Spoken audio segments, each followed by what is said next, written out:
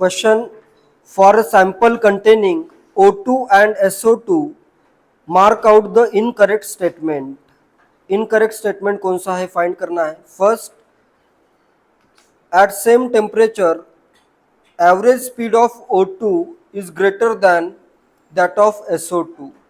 Average speed क्या होती है? U average is equal to under root 8 RT by M. क्या दिया है? At same temperature average speed of O2 is greater than SO2. Correct है. O2 का मास, molecular mass कम, तो U एवरेज क्या होगा? ज़्यादा होगा. ठीक है, एवरेज स्पीड ज़्यादा होगी. ए करेक्ट दिया है. बी दिया है if absolute temperature of O2 is half that of SO2 gas, then the speed distribution curves will be different. If absolute temperature of O2 is half, O2 का absolute temperature अगर SO2 के half है, ये SO2 है, ये O2 है, इसका temperature T/2 है, इसका टेम्परेचर T है, तो इसका ग्राफ डिफरेंट आएगा या सेम आएगा? सेम आएगा. देखो इधर मास में अगर मैं M पुट करूं और यहाँ पे मैं जैसे इसका मैं मोलिकुलर मास लेता हूँ M और इधर मैं टेम्परेचर लेता हूँ T, तो इसका मास कितना होगा? M/2 और इसका टेम्परेचर कितना है? T/2. तो ये सब क्या होगा? कैंसल आउट हो जाएगा 2 का फैक्टर और ग्राफ क्या आएगा? सेम आएगा. इधर क्या लिखा हुआ है? डिफरेंट लिखा है, तो बी क्या है? रॉन्ग है. सी है at same temperature and at lower speed fraction of molecules of SO2 will be greater at same temperature and at lower speed. अभी ये कंपेयर करने के लिए क्या करना पड़ेगा? इस वे में ग्राफ ड्रॉ करो. किसका ग्राफ ब्रॉडर आएगा? जिसका मॉलिक्यूलर मास कम है. O2 का ग्राफ ब्रॉडर आएगा, ये O2 का ग्राफ होगा. और ये जो ज्यादा हाइट का ग्राफ है, ये ऐसे भी ड्रॉ कर सकते हो. ये किसका ग्राफ होगा? ये वाला ग्राफ SO2 का होगा. ठीक है, O2 के लिए मॉलिक्यूलर मास कम, तो ग्राफ ऐसे ब्रॉडर आएगा. सी क्या दिया है? At same temperature at lower speed fraction of molecule of SO2 will be greater. Lower speed के लिए SO2 का फ्रैक्शन क्या आएगा? Fraction of molecules having lower speed ज़्यादा आएगा, ये वाला फ्रैक्शन. O2 का सिर्फ इतना ही फ्रैक्शन आ रहा है. क्लियर है? तो ये करेक्ट दिया है. एंड डी दिया है at same temperature and at higher speed fraction of molecules of O2 will be greater than that of SO2. Higher speed के लिए O2 का फ्रैक्शन ज़्यादा होगा. ये भी क्या है? करेक्ट है. हायर स्पीड के लिए O2 का फ्रैक्शन ज़्यादा होगा, तो डी भी करेक्ट है. ठीक है. नेक्स्ट, ट्रू एंड फॉल्स बताना है. Most probable speed of ideal gases decreases with increase in molecular mass at constant temperature. Most probable speed of ideal gas decreases with increase in molecular mass. Correct है? U most probable is equal to under root 2 RT by M. Most probable speed क्या दिया है? Decreases, ये decrease होगा अगर molecular mass increase हो रहा है. करेक्ट दिया है, तो ये ट्रू है. फर्स्ट वाला ट्रू है.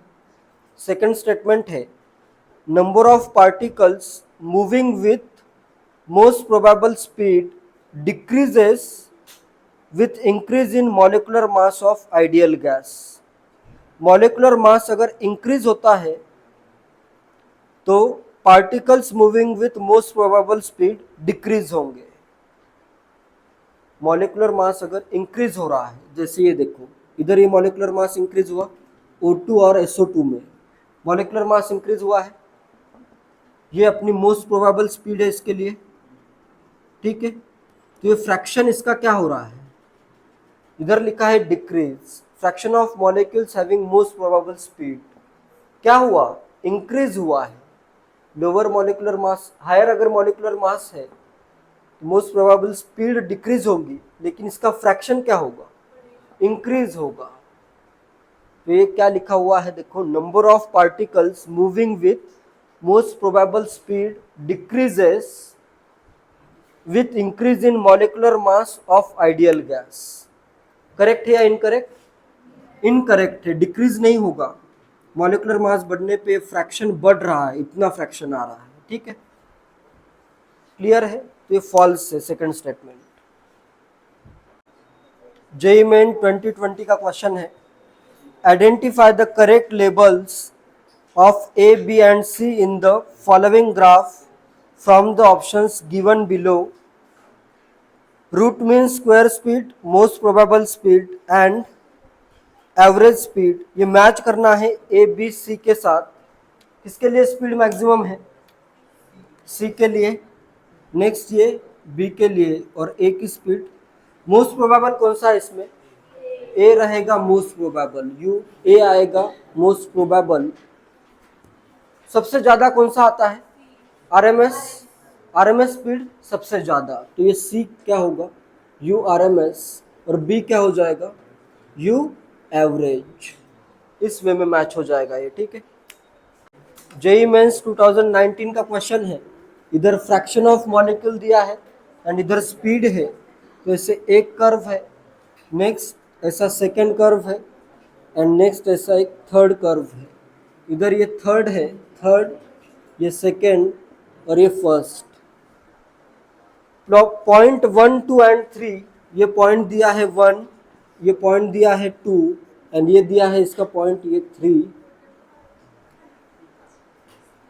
इन the following plot respectively correspond to V most probable velocity किसकी किसकी होगी, ठीक है। तो इसमें क्या क्या ऑप्शन है? N2 है 300 केल्विन पे, O2 है 400 केल्विन पे एंड H2 है 300 केल्विन पे। तो इधर ये कंपेयर करना है, 1 किसका होगा? ये तो क्लियर है, मोस्ट प्रोबेबल में सबसे ज़्यादा स्पीड किसकी है? 3 की है, फिर 2 की है, फिर 1 की है। 3 वाला लास्ट में लिखा रहेगा, 1, 2, 3 के लिए बताना है। क्या क्या है इसमें, कौन सा गैसेस है? N2 एट 300 केल्विन है, N2 300 kelvin, O2 400 kelvin and H2 300 kelvin.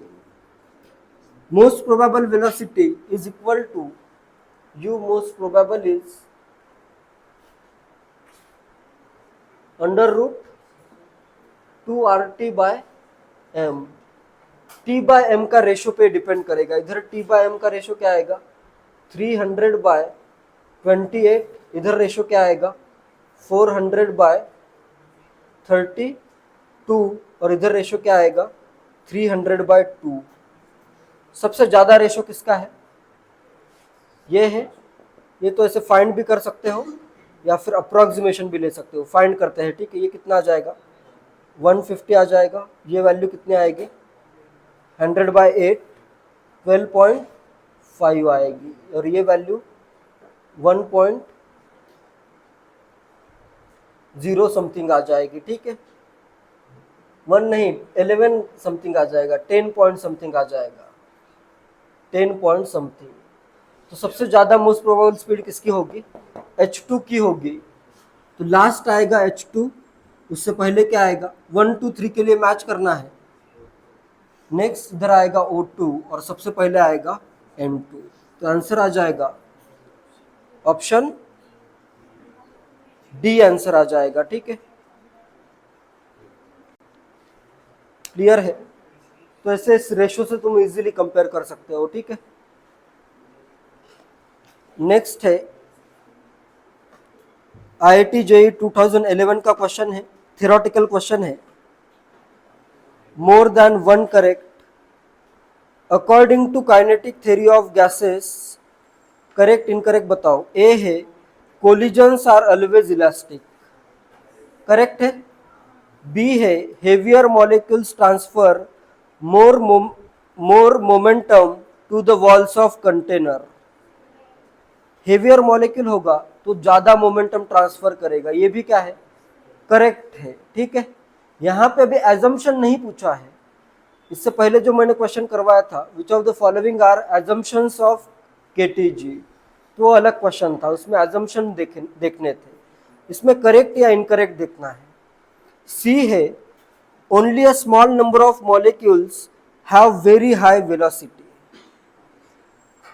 ये केटीजी का ही है क्या?